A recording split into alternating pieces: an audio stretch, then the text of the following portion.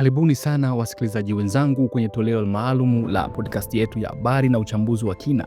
Leo Machi 3 mwaka 2026 ni siku muhimu sana katika siasa za Tanzania, hasa ndani ya chama kikuu cha upinzani Chadema. Mahakama Kuu ya Tanzania masjala ndogo ya Dar es Salaam imetupilia mbali mapingamizi yaliyowekwa na Said Issa Mohamed aliyewahi kuwa mwenyekiti wa Chadema Zanzibar pamoja na wenzake wawili Maulida Anna Komu na Ahmed Rashidi. Mapingamizi hayo yalikuwa yakipinga Tundu Lissu ambaye ni mwenyekiti wa taifa wa Chadema kuunganishwa katika kesi kuu inayohusu mgawanyo wa mali au rasilimali za chama. Uamuzi huu umetolewa leo asubuhi na Majaji Hamidu Mwanga, ambapo kwa hivyo madai mengi ambayo ni maombi ya msingi ya Lissu ya kuunganishwa kama mdaiwa ambao defendant sasa yatasikilizwa rasmi Ijumaa ijayo saa 3 asubuhi, bado mbele ya jaji huyo Mwanga. Sasa hebu tuchambue hili kwa undani zaidi ili muelewe picha kamili. Kwanza, kesi ya msingi ni nini? Ni shauri namba 8323 ya mwaka 2025 au civil case namba hiyo iliyofunguliwa na Said Issa Mohamed na wenzake ambao ni wajumbe wa bodi ya wadhamini kutoka Zanzibar dhidi ya katibu mkuu wa Chadema na bodi ya wadhamini kwa ujumla. Madai yao ni kwamba rasilimali za chama, mali, fedha, majengo na kadhalika hazikugawanywa kwa haki, hasa kati ya bara ambapo ni Tanzania bara pamoja na Zanzibar. Wanadai usimamizi wa mali haukuwa wa uwazi na wa haki, na hivyo wanataka mgawanyo rasmi au marekebisho. Hii kesi ina mizizi ya migogoro ya ndani ya Chadema ambayo imekuwa ikiongezeka tangu baada ya uchaguzi wa mwaka 2025 na migogoro ya uongozi. Kesi hii ilianza mwaka 2025 na tayari imekuwa na maamuzi kadhaa, ikiwa ni pamoja na zuio la shughuli za chama injunction iliyotolewa Juni mwaka 2025 na Jaji Mwanga mwenyewe, ambayo ilisimamisha shughuli za kiutendaji za Chadema hadi kesi iishe. Februari 17 mwaka 2025, Tundu Lissu aliingia mahakamani kwa mara ya kwanza katika kesi hii. Alijitetea mwenyewe bila wakili na akaomba kuunganishwa kama mdaiwa muhimu. Hoja yake ilikuwa rahisi na ya kimantiki.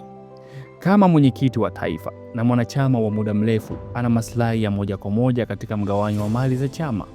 Kwa hiyo yoyote atakayeshinda au kupoteza katika hii kesi inaasili uongozi wake, sera za chama na mustakabali wa Chadema kwa ujumla.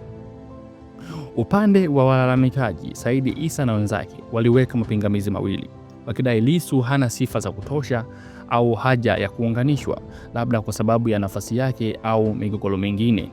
Lakini upande wa wadaiwa, katibu mkuu na bodi ya wadhamini walikubaliana na Lissu, wakaunga mkono ombi lake. Leo Jaji Hamidu Mwanga amesikiliza hoja zote na ametupilia mbali mapingamizi hayo. Hii inamaanisha kuwa Lissu sasa ana nafasi rasmi ya kushiriki kikamilifu katika kesi na anaweza kutoa ushahidi, kuwahoji mashahidi na kujitetea moja kwa moja. Hii ni ushindi mkubwa kwa Tundu Lissu na upande wa uongozi wa sasa wa Chadema. Kwa nini? Jambo la kwanza ni ulinzi wa uongozi. Lissu anaweza kulinda maslahi ya chama dhidi ya madai yanayoweza kugawa mali au kudhoofisha chama. Jambo la pili ni uwazi wa kisheria. Kuunganishwa kwake kunahakikisha kesi ipo upande zote muhimu, na hivyo uamuzi utakuwa wa haki na wa kina zaidi. Jambo la tatu ni asali la kisiasa. Chadema inakabiliwa na migogoro mingi: zuio la shughuli, kesi za uhaini dhidi ya viongozi na shutuma za ndani. Uamuzi huu unaweza kuimarisha msimamo wa Lissu ndani ya chama na kutoa ujumbe kwamba uongozi wake una nguvu za kisheria. Kwa upande wa walalamikaji, hii inaweza kuwa pigo kwa sababu mapingamizi yao yametupiliwa mbali na sasa wanakabiliwa na mpinzani mwenye ushawishi mkubwa ambaye ni Lissu mwenyewe. Ijumaa ijayo kesi itaendelea kwa kusikiliza maombi ya msingi. Hii inaweza kuchukua siku nyingi au wiki kulingana na ushahidi pamoja na hoja. Wasikilizaji, hii ni moja ya kesi zinazofuatiliwa kwa karibu sana nchini Tanzania.